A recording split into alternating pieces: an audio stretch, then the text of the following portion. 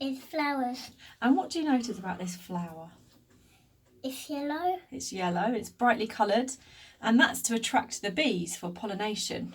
So we're going to look at reproduction in plants, and we're going to look at the different parts of a flower. So what do you think this part's called?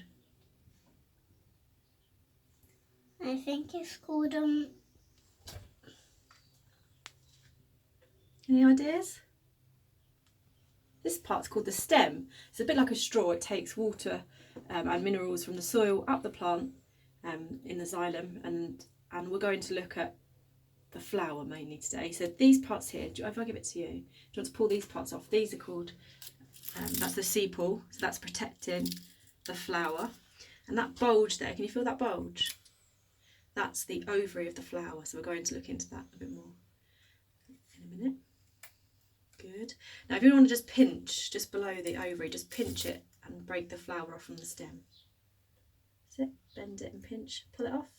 Excellent, really good. Right, then if you want to just look at this part here, what do you think these are called?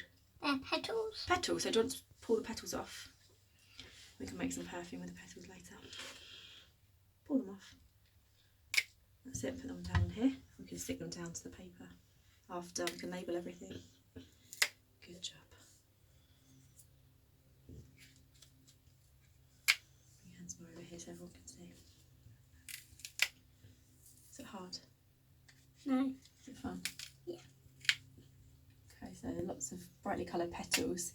And the bees, they like the sugar-rich sweet nectar that's on the inside leaves at the bottom. And so we're going to look inside here. So if you'd like to just tear that part open, we're going to look at the male and the female parts of the flower. Lovely. Right, so should we start by looking at the male parts? Yeah. So this is the male, if you look here.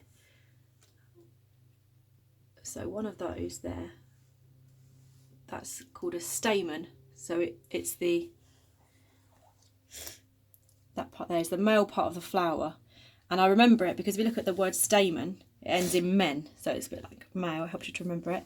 And then you've got this anther at the top and the filament, and the anther is where the pollen grains are. So for pollination, pollen grains need to travel from the anther of one flower to the female part, called the stigma, on another flower.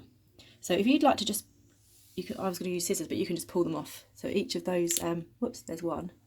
So if you can pull those, not the middle bit, pull the other bits off, the male parts. So leave the big tube in the middle. Whoops, you've pulled the top part, that's the anther, but try and pull the whole stamen off. Shall I show you what I mean?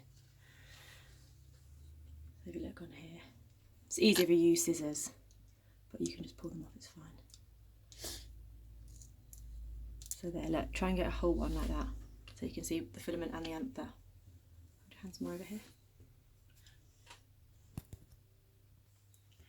This is the carpel, the female part of the flower. So the pollen lands at the top, which is the stigma, and a pollen tube will grow all the way down this style to the ovary. This is where the eggs or the ovules are. So should we have a look in here?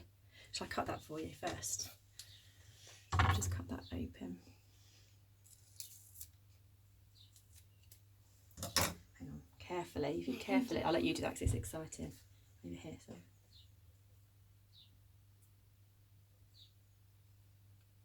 The baby's crying